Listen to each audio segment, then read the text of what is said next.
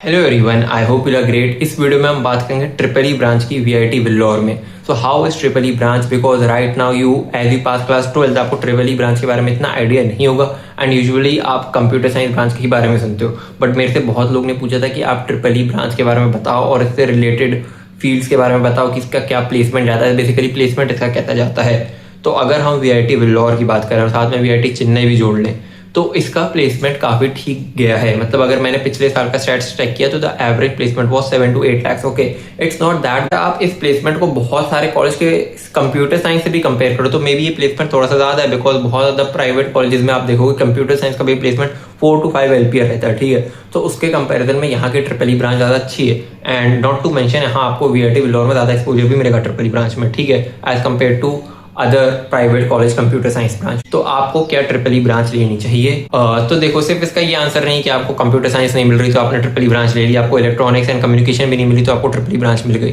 ठीक है, क्योंकि आपको ये भी याद रखना पड़ेगा triple E is one of the toughest branch. इसमें इलेक्ट्रिकल के भी सब्जेक्ट रहते हैं, इसमें इलेक्ट्रॉनिक्स के भी सब्जेक्ट रहते हैं। ठीक है, but apart from placements, if I talk about this branch, you also have a scope for higher studies. अगर आपको ये ब्रांच अच्छी लगी तो आप उसके हायर स्टडीज में भी जा सकते हो और साथ में इसमें गवर्नमेंट जॉब्स का भी ऑप्शन रहता है। तो आपके पास ये सारे ऑप्शन रहते हैं अगर आप ये ब्रांच लो।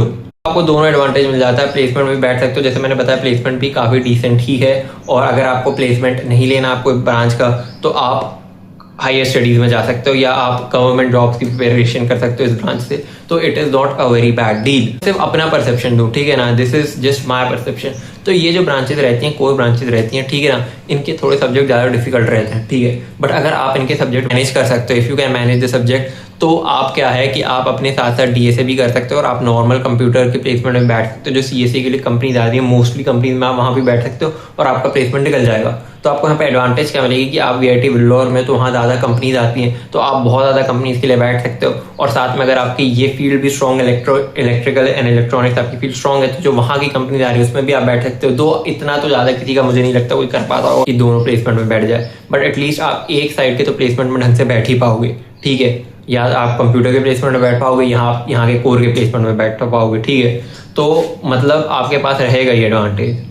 यहाँ पे मेरा जो मेन कंपैरिजन था ये था कि यहाँ की हमें इलेक्ट्रॉनिक्स लेनी चाहिए, क्योंकि अगर आप देखो यहाँ की इलेक्ट्रॉनिक्स नहीं लेते हो तो फिर आपके पास दूसरा अगर ऑप्शन नहीं बचता तो आपको क्या करना पड़ेगा। जो भी ऐसे इतने सारे प्राइवेट कॉलेजेस हैं इंडिया में, आपको दूसरे प्राइवेट कॉलेज से कंप्यूटर साइंस करोगे तो वहाँ पे जहाँ आपको कोई एक्सपोजर नहीं मिल रहा है, जहाँ पे आपको कोई ढंग के एग्जाम्स नहीं होंगे और आपका ढंग का शायद प्लेसमेंट भी ना लगे, तो उससे अच्छा है कि I will suggest that you take these kinds of electronic branches in VIT Vellore, though this is just my perception। ठीक है ना, ये मैं अपने परसेप्शन से बता रहा हूँ कि आप एक अगर अच्छे कॉलेज में जाते हो तो आपका ज़्यादा एक्सपोजर होता है, आप ज़्यादा अच्छे से चीज़ों को सीखते हो, वहाँ ज़्यादा कंपटीशन रहता है और जैसे मैंने बताया प्लेसमेंट भी ठीक ठाक ही है और आपका हायर स्टडीज़ का भी ऑल्टरनेट है।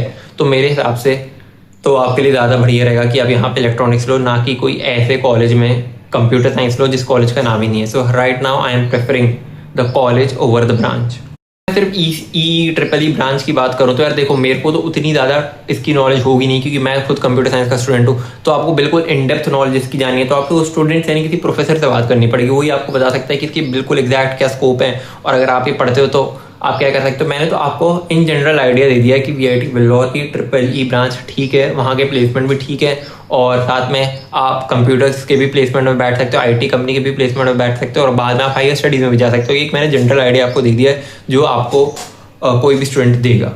बट अगर आपको ट्रिपल ई ब्रांच के ही बारे में बहुत ज़्यादा जानना है, ठीक है, कि आप क्या पढ़ोगे कैसे पढ़ोगे, तो आपको कोई अच्छे प्रोफेसर से बात करनी पड़ेगी या जो इस फील्ड में है उससे बात करनी पड़ेगी, वो आपको पूरी क्लैरिटी दे सकते हैं इस ब्रांच के बारे में।